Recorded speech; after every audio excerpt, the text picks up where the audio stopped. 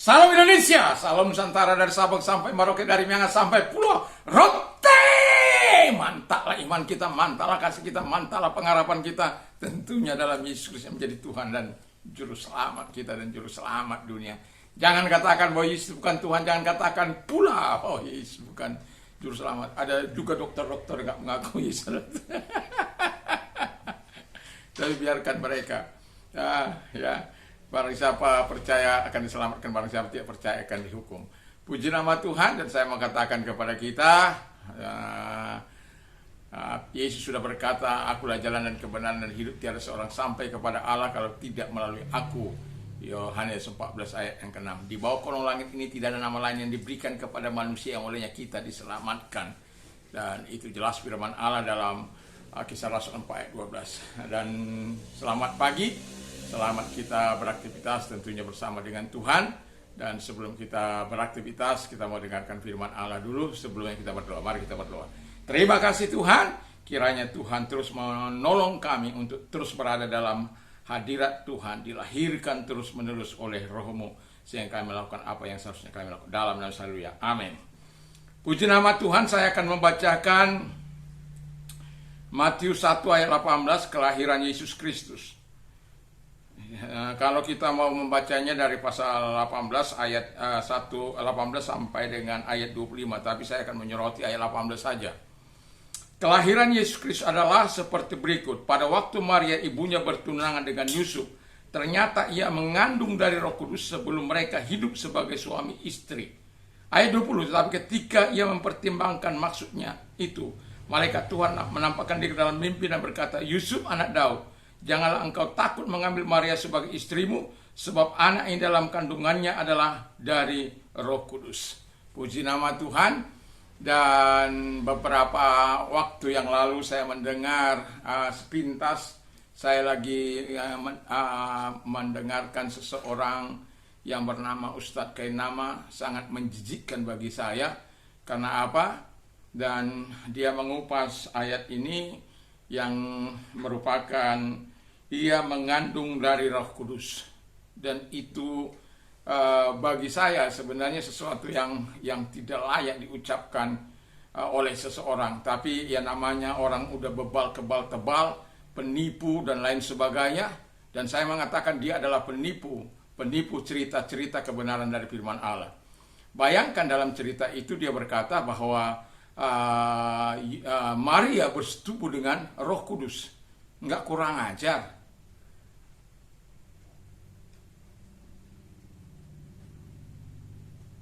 Sampai saya nggak habis pikir. Ini sudah tahap bagi saya, mungkin ini sudah tahap menghujat Roh Kudus. Yang saya mau katakan, ketika engkau melawan Roh Kudus, engkau tidak akan pernah menang melawan Roh Kudus. Dia punya cara untuk menghentikan engkau kalau engkau tidak bertobat. Sudahlah, hentikan perbuatan-perbuatan tercelahmu itu. Nah, kalau engkau mau mengerti ayat ini, dengarkan apa yang saya katakan ini. Jangan hanya nyerocos saja di luar sana, jangan kain-kain saja di luar sana. Pahami dengan benar, sehingga engkau mengerti. Nah, tema kita adalah dilahirkan dari Roh Kudus. Jadi kalau kita mau mengerti pemikiran orang, apa arti ayat ini, maka kita akan masuk dalam pemikiran pola pikir orang Israel. Karena bagi orang Israel, Roh Kudus itu adalah pembawa kebenaran. Jadi itu sebabnya ketika siapa mau meninggalkan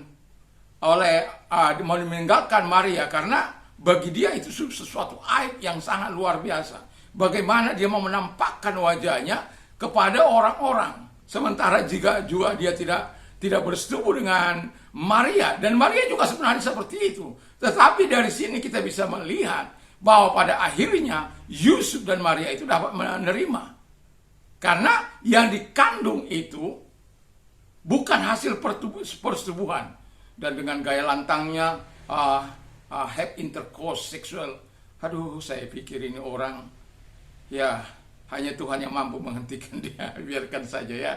Nah, dan yang kedua, jadi Roh Kudus itu adalah pembawa pemikiran, pembawa kebenaran. Jadi Untuk nabi-nabi, dia berkata nabi-nabi yang benar, terkecuali nabi-nabi palsu yang suka-sukanya. Ada nabi palsu, tenang aja, ada nabi banyak nabi palsu. Dan pengikutnya banyak. Nah, kalau nabi palsu, itu apa yang dikatakannya nggak pernah terjadi. Dan dia tidak pernah melakukan mujizat Allah, dia tidak pernah melakukan apa yang diperintahkan. Kalau nabi-nabi Tuhan itu akan melakukan sebagaimana yang diperintahkan oleh Roh Kudus kepadanya, dia demikian akan dikatakannya. Ada nabi palsu juga. Dan kepada manusia dia akan mengatakan, manusia yang menerima Roh Kudus itu, dia akan mengatakan ya di atas ya, tidak di atas tidak.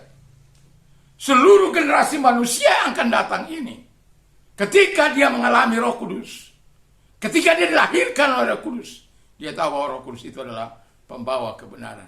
Dan kebenaran dari Tuhan bukan kebenaran palsu.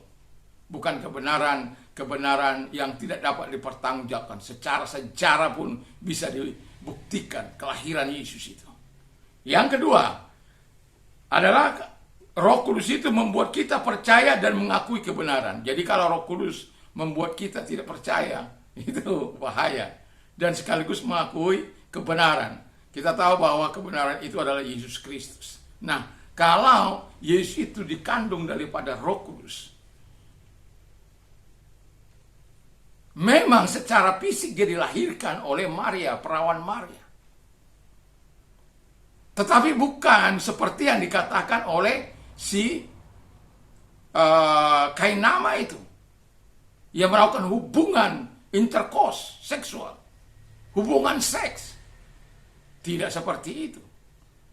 Tuhan kok dijengkali melakukan seks dengan manusia. Gila enggak itu? Tapi ya orang-orang percaya aja.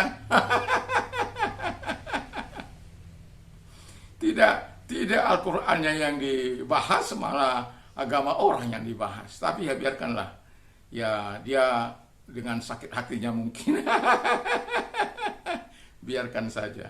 Ya. Tapi kita sebagai orang percaya, kita terus tetap harus berjalan dalam firman Allah dan memegang teguh kebenaran firman Allah. Jadi, kalau kita dilahirkan oleh Roh Kudus, kita akan percaya dan memegang kebenaran, mengakui kebenaran. Yang ketiga kata firman Allah, orang yang dilahirkan dari Roh Kudus itu adalah Roh Kudus yang memberi hidup. Ayat 33 ayat 4. Kalau dia datang, dia memberikan hidup bagi kita. Ya, Allah menembuskan napas hidup kepada manusia. Maka terjadilah kehidupan. Dia berikan napas hidup, dia berikan nefasnya kepada kita. Dia berikan ruahnya kepada kita. Dihembuskannya rohnya kepada kita. Dan kita menjadi makhluk itu. Ada menjadi makhluk hidup. Dan ketika itu terjadi, kita menjadi makhluk hidup yang seharusnya membawa kemuliaan bagi Tuhan. Dan yang terakhir adalah Roh Allah membangkitkan kembali dan mereka akan hidup baru. Satu contoh begini. Kalau Anda baca dalam Yeskiel 34, di situ diceritakan bagaimana tulang-tulang yang berserakan, lalu kemudian Tuhan berkata kepada Yeskiel, dapatkah aku menghidupkan? Ya Tuhan, hanya Engkau yang tahu. Dan kemudian dikatakan kepada Yesus, bernubuatlah. Maka ketika dia bernubuat, terjadi sebuah gerakan dan kemudian terjadi sebuah kehidupan baru kembali. Dan yang mau saya katakan, orang-orang berdosa akan senantiasa bisa menikmati kehidupan lahir baru dalam Tuhan. Itu sebabnya Yesus dilahirkan dari Roh Kudus dan dia akan datang ke bumi ini dan datang di muka bumi ini untuk melakukan pembaharuan seperti yang dilakukan oleh Roh Kudus. Jadi jangan pernah menafsirkan hal-hal yang tidak berkenan di hadapan Allah. Karena lawanmu bukan kami orang percaya, lawanmu bukan kamu bisa tertawa-tawa sepuasmu, tertawalah sepuasnya sebelum Tuhan menghentikan tawamu. Karena bagi Tuhan tidak ada yang sulit. Ketika dia berkata berhenti bernapas, dia akan berhenti. Ketika Tuhan berkata hidup, dia akan hidup. Saya melihat dan pada akhirnya saya membuka Kainama Channel dan wah, ya tapi ya namanya orang yang tidak bisa move on ya.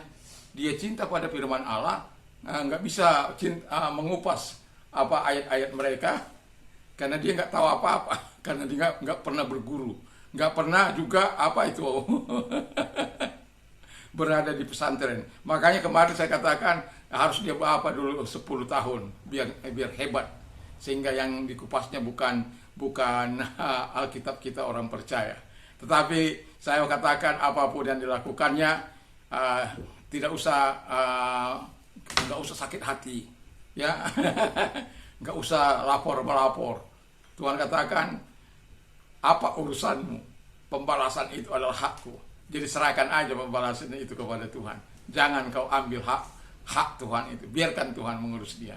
Tapi urusanmu adalah percayai apa yang dikatakan oleh firman, di mana Roh Kudus membawa kita kepada kebenaran, dan Roh Kudus membuat kita percaya akan kebenaran, dan juga Roh Kudus akan memberi hidup kepada kita, dan Roh Kudus juga akan membangkitkan kembali dan memberikan hidup yang baru. Artinya kalau engkau sampai jatuh, kita kan pernah terakhir tahu bahwa bagaimana Daud ketika Roh Allah diambil dari dia, hatinya patah, seluruh tubuhnya mengalami seperti tekanan yang sangat luar biasa. Sampai satu ayat dikatakan dalam 51 ayat 11, dikatakan di sana, jangan mengambil rohmu daripadaku, karena ketika roh itu diambil daripada dia, ada kematian, ada kesengsaraan, ada penderitaan.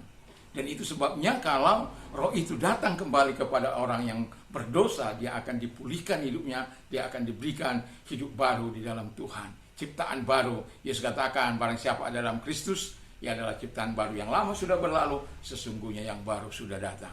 Jadi saya mau katakan kepada Kainama, ya, kupaslah. Kalau kamu tidak bisa mengupas Al-Quran, ya silakan percaya lagi kepada Yesus ya. Kalau engkau terlalu cinta kepada Yesus kami, tapi kamu tidak bisa, ya mau saya katakan, apapun yang kau lakukan, itu bukan berurusan dengan kami orang percaya, tetapi dengan Dia yang punya firman. Kami tidak perlu membela Allah, kami tidak perlu membela Tuhan kami. Tuhan kami tidak pernah mengajar kami untuk membela, tetapi Tuhan Allah kami mempertahankan iman, iya. Kalau membela itu, pembelaan itu hak Dia. Kalau mempertahankan iman yang sesungguhnya, iya. Tapi apapun itu, saya mau katakan bahwa Roh Kudus akan senantiasa menguatkan kami, orang-orang yang percaya di dalam Tuhan Yesus Kristus. Mari kita tunduk kepala, kita berdoa. Terima kasih Bapa di surga, biarlah kami tidak melakukan manuver yang salah terhadap firman-Mu, karena yang kami lawan bukan Tuhan, bukan manusia, tapi ketika kami menyimpang balikkan kebenaran-Mu, yang kami lawan itu adalah Tuhan. Dan Tuhan kami bukan Tuhan yang mati, Tuhan kami Tuhan yang hidup, dan Engkaulah yang akan melakukan segala yang terbaik bagi orang-orang jahat maupun bagi orang-orang baik. Terima kasih, kami bersyukur dalam nama Yesus. Kamu yang sakit, apapun yang sakit, dalam nama Yesus, sembuhlah engkau dalam nama Yesus. Dan dari kansermu, dari jantungmu, dari jantung koroner, dan dari segala sakit penyakit yang kau derita, dalam nama Yesus. Dalam usahamu yang gagal, diberkati oleh Tuhan usahamu kembali. Dalam nama Yesus kami bersyukur. Haleluya, amin. Tuhan Yesus memberkati. Ini agak sedikit panjang, tetapi saya ingin menyampaikan sesuatu kepada kita. Biarkan iman kita tetap teguh di dalam Dia. Tuhan Yesus memberkati. Mantap, mantap, mantap.